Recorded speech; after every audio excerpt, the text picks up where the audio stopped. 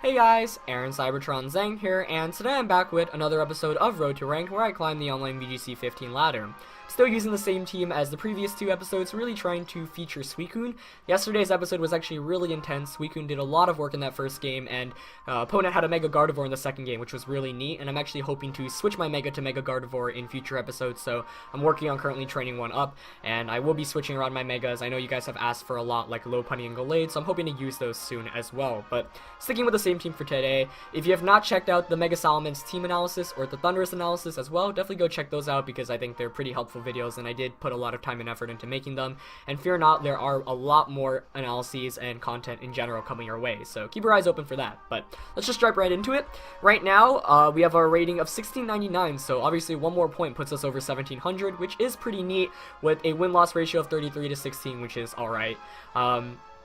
This team has been a lot of fun to use. Obviously, I just kind of threw it together, but the Suicune with Tailwind is really, really neat. Snarl's actually a very fun move, too, so I've really been enjoying the Suicune set.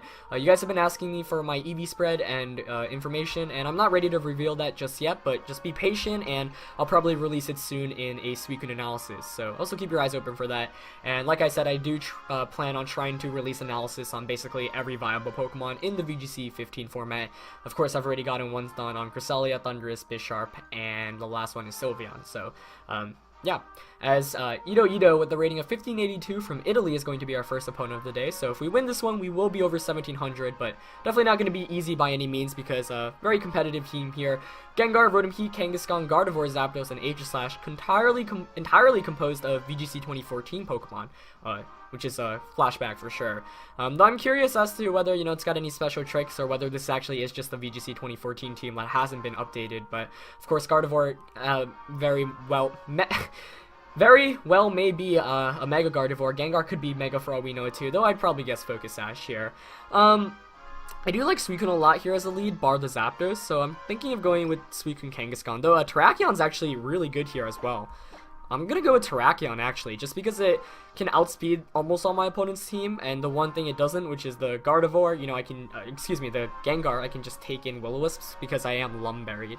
So I'm thinking of Terrakion and Heatran actually. Heatran does very well against my opponent's team, and the one thing that really threatens this Heatran is the Gardevoir, but if I knock it, the one thing that really threatens Heatran is Kangaskhan with attacks like a low kick or, hammer arm or drain punch, but Terrakion threatens Kangaskhan right away, so I actually feel pretty good about those as my leads. I'm going to want my own Kangaskhan in the back for sure, and for the last one, this is actually a pretty tough call to make. Zapdos isn't very good offensively here, but it can switch into Kangaskhan attacks, I guess.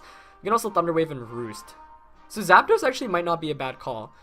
Though Suicune does get Snarls off and can set up Tailwind, Sylveon on the other hand can do a lot of damage to the majority of my opponent's team, so this is a pretty difficult decision. But I'm very leaning towards Zapdos right now just because of how hard it walls the Rotom Heat and my opponent's Zapdos can paralyze things too. But the issue is it just doesn't get much offense off. So, probably not going to want to bring Suicune. Yeah, I'm going to decide not to bring that. So it's between Sylveon and Zapdos. You know what? I'm going to go with Zapdos. Might regret this, but I feel like it can just really help out and I can divert attention away from other Pokemon. So, should be a good match, and if we do win, we do jump over 1700, which is nice. I think top 10 in the US right now on Battle Spots just over 1700, so that's cool. But, of course, our goal for the season is 1900. So I'm going to go with my Terrakion and Heatran leads. Actually, first time leading with both of those Pokemon against a Gengar and Kangaskhan. Not bad at all. This first turn, honestly, I can just double protect. Though, like, this give my opponent a window of opportunity to switch out. But let's see. I could also just close combat the Kangaskhan here and Heat Wave. I feel like my opponent here would fake out the Terrakion and Will-O-Wisp as well. I can't double protect. What am I saying? Oh yeah, I can. I thought I had Kangaskhan out on my end for a second. Or maybe pull out a switch. I'm gonna protect Terrakion here. You know what? I'm just gonna close combat Heat Wave. a bit of an aggressive play, but the thing is I have such a good lead matchup here, and my opponent can't really do much on this first turn, but we do see Kangaskhan Mega Evolve. So my best bet here is we're going to see a Fake Out onto the Terrakion and a Will-O-Wisp into it. If my opponent makes really any other play, that Kangaskhan is a goner. Oh, but it goes for a Protect. That's actually an equally good play. As Gengar... Oh, just goes for the Shadow Ball. Interesting. Into Heatran. Huh. Not the play I was really expecting, but definitely one I won't complain about. Heat Wave fortunately does connect with Gengar here. Should bring in another 50%. Easily, actually. Wow. Oh, with the crit there. But... I guess maybe my opponent was predicting a Protect from that Terrakion, which makes sense because I was almost going to Protect and just Heat Wave there. But, you know what? I'm perfectly fine with that. And now I can just close combat the Kangaskhan. Let's think what my opponent had in the back. A Gardevoir, an Aegislash, a Zapdos, and a Rotom Heat. So nothing in combination can really take a close combat in Heat Wave, so I'm just going to go for that play. My opponent's probably going to want to switch out Kangaskhan here, but like I said, this Terrakion does have a Lumberry, so if Gengar goes for the Will-O-Wisp, I'll just eat it up, and I'll be able to knock out the Gengar here with the Heat Wave. So I think I really have the lead advantage here, which is why I just went for the attacks that first turn, because I really wasn't worried. And it is good to know that Kangaskhan has Protect in case it tries to come back in and once again, because that means it probably doesn't have Fake Out. Like I've mentioned in previous episodes, Kangaskhan's opt to use normally one or the other, but not both. Just because if you use both, you do lose up on one of your coverage moves, like... you know, you normally want like a normal stab boost like Return or Double Edge, you know, fighting type attack like Power Up Punch, Drain Punch, Hammer Arm, or Low Kick, and then a, you know, Sucker Punch normally tends to be the other option. Though with, you know, VGC 15 we do see a bunch of newer moves like Ice Punch, even Fire Punch sometimes. But Gengar does go straight for the Will-O-Wisp, but my opponent's probably not expecting the Lumberry coming out here, so this is perfect for me. As I'm going to eat the Lumberry, knock out this Kangaskhan, and hopefully as long as Heat Wave connects here onto the Gengar, it's going to knock it out as well. I'm sure my opponent wasn't expecting that, so the play would have made sense if he was assuming, you know, Sash Terrakion, but that's not going to be the case. So I'm going to knock out that Kangaskhan, which is really sweet because it is a pretty big threat. Heat Wave also fortunately connects here with Gengar. That's also going to pick up a knockout, so I instantly go up 4-2, which is a great way to start this battle, and I really was anticipating the Kangaskhan lead, which is why I decided to bring the Terrakion, and I think Terrakion Heatran really just checked anything my opponent had. There really wasn't anything that could threaten both of them simultaneously, so I'm pretty happy I got the advantage there, and it is a pretty big, you know, fact of a huge factor in the game is outleading your opponent and picking really the safest leads regardless of what your opponent brings. We see Aegislash and Zapdos as my opponent's last two, which is good, but I do want to see if this Aegislash has Wide Guard or not. So I kind of want to scout for that. This first turn I'm actually going to double Protect to get some leftovers recovery with Heatran and just see what my opponent's Pokemon go for. Even if Zapdos goes for a Tailwind, you know, I don't really mind that right now. Both my Heatran is really bulky, so it's going to be difficult for my opponent to even take down this Heatran in the first place. But right now I'm just trying to scout out the Aegislash, maybe even bait it into an attack and turn it into sword form or blade form. So obviously that was a fantastic first two turns for me, as I basically didn't take any damage, and I picked up 2 knockouts on 2 of the bigger Pokemon I could have knocked out on my opponent's team. And with Kangaskhan and Kangaskhan in the back and Zapdos, I feel pretty good about my position. And I am glad I brought the Zapdos now over the not the Aegislash, the Sylveon, because that definitely does a better job against my opponent's Pokemon.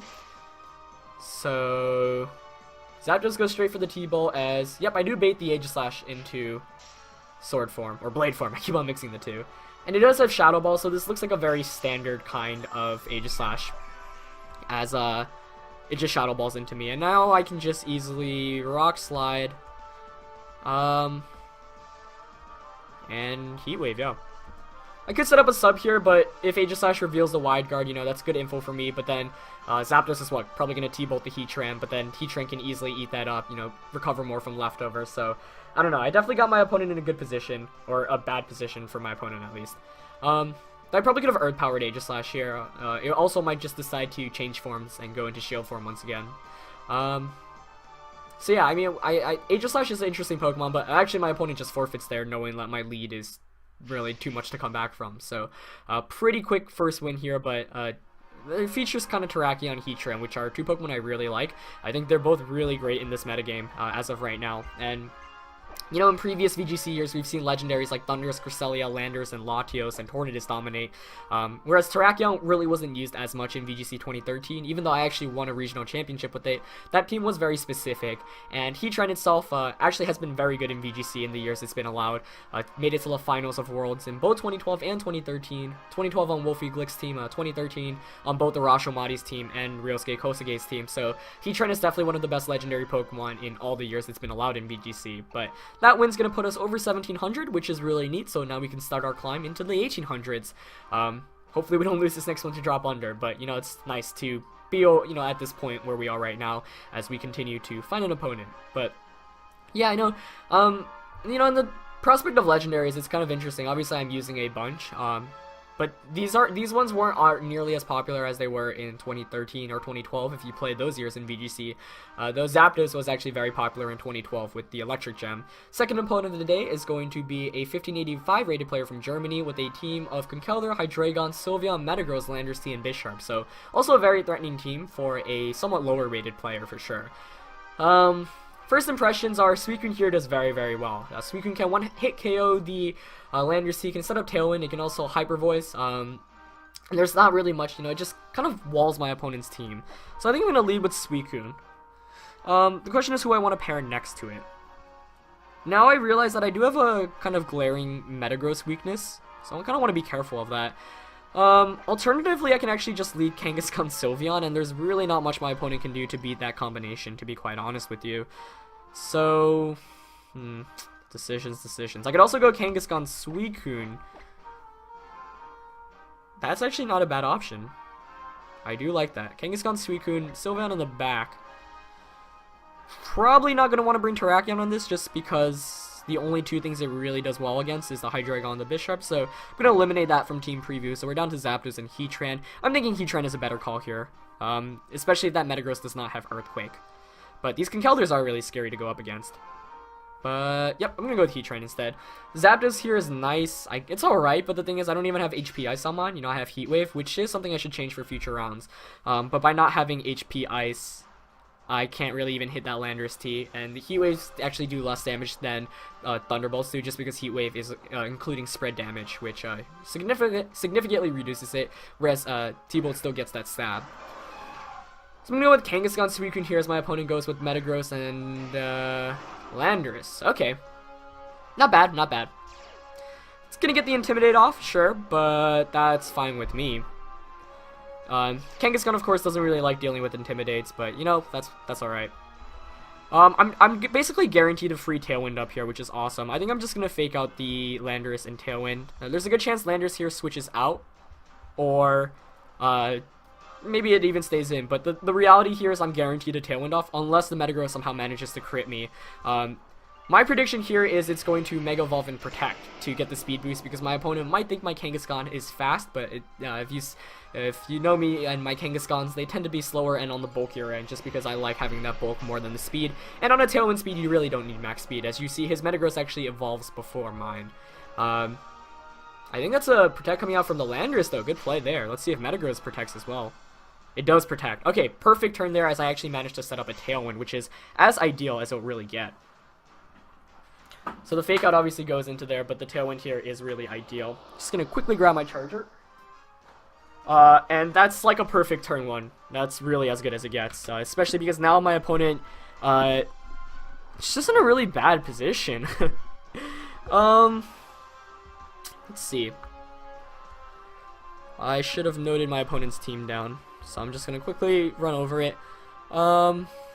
This is why having notes really helps, because you get to remember all your opponent's Pokemon, which can really help in terms of, you know, what they might want to switch into. So we saw Landorus, we saw Metagross, Conkeldurr,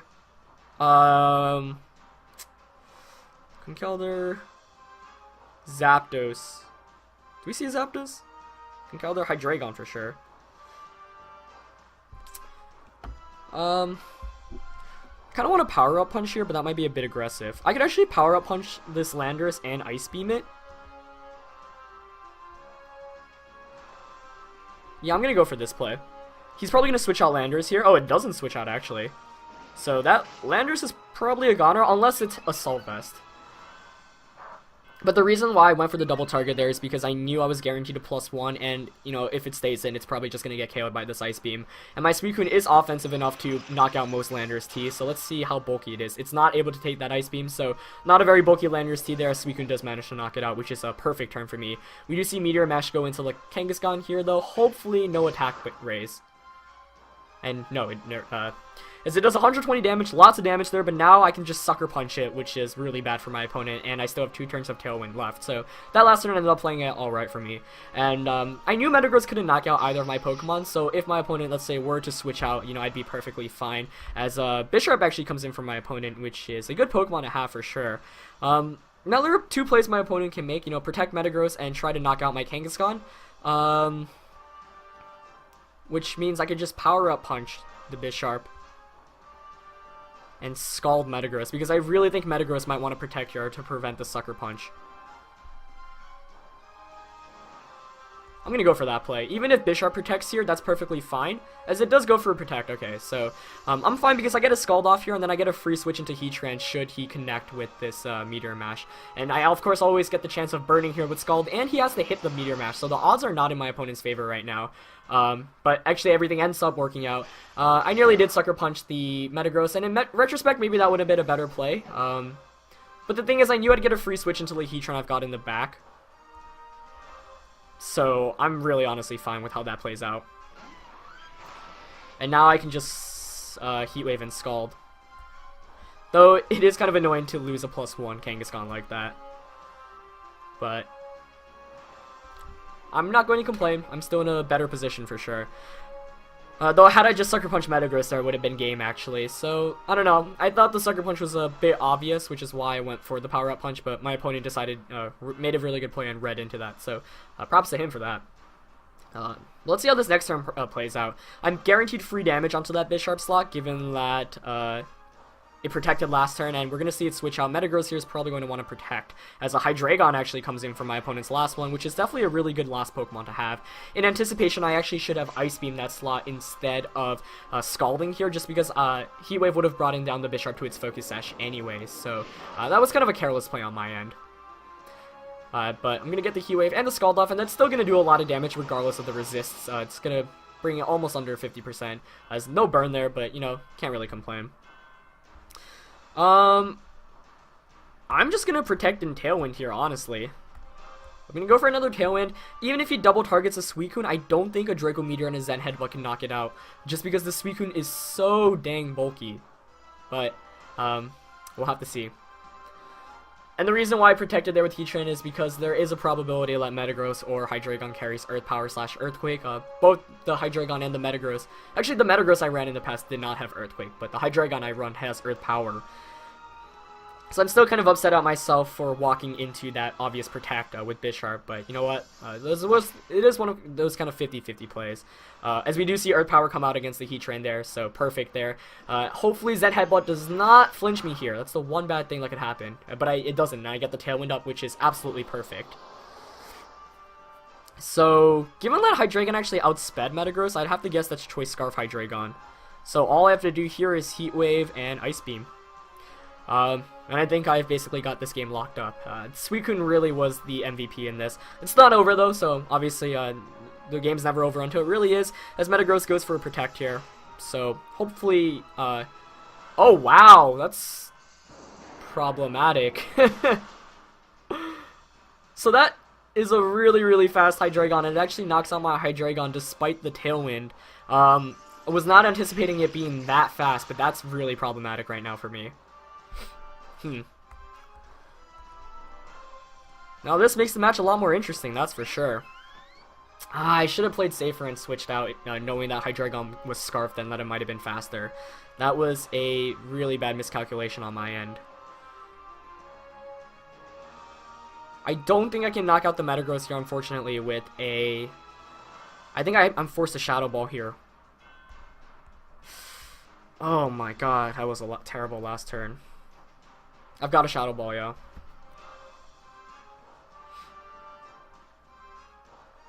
Oh, wow. That's the issue here, and since Heatran is so slow, okay, he's gonna stay in with that Hydreigon, which is good news for me because now it's locked into Earth Power, and I'm really not worried about it. So at least I'm gonna be able to pick up the KO here onto the Metagross, but this is actually really gonna go down to a wire. Well, Scald plus Spec Shadow Ball here should knock it out. As, hopefully it does, otherwise I'm in a lot of trouble. But it picks up the KO, okay, good. Oh my gosh. As Bisharp's obviously gonna be my opponent's last one here, but, I'm in some trouble here. As, the Bisharp can actually just protect to stall out the Tailwind, so, wow. Wow, I really misplayed with that Heatran. I should have assumed Hydreigon was still faster. Very nice play on my opponent's end that last turn, and all I needed to do was conserve Heatran to win this match, so that was a very big miscalculation on my end. All my opponent here, like I said, has to do is... I'm gonna Scald the Hydreigon or Shadow Ball the Hydreigon and just Scald Bisharp. I think Bisharp's gonna protect here. It does, okay. But that's fine because Shadow Ball should knock out Hydreigon regardless. Earth Power into the Suicune, yep. Oh man, this is really gonna come down to whether he can knock out my Suicune or not. Shadow Ball at least knocks out the Hydreigon there, which is good. Whew, this is intense, guys. This is really intense. Tailwind Peter's out here, so it's all coming down to a wire. I'm gonna Shadow Ball. I have to Shadow Ball. If I give it a Defiant Boost, that would be the end of me. Now the question is whether I want to Tailwind or Scald here. If I Tailwind and he knocks off my Suicune, then it's in Sucker Punch KO range, which is really problematic. So you know what? I think I'm just gonna Scald. It might have been a misplay, but it goes straight for the knockoff onto Suicune. Will it knock me out? It won't. Oh man, so it's really coming down to this. If I could get a burn here too. It is Life Orb, so let's see. Oh, the burn. Now, I'm not sure how much I actually needed that because the thing is, Bisharp still has to knock out 2 of my Pokemon, and yeah, actually it wouldn't have mattered. As I actually give it the Defiant Boost.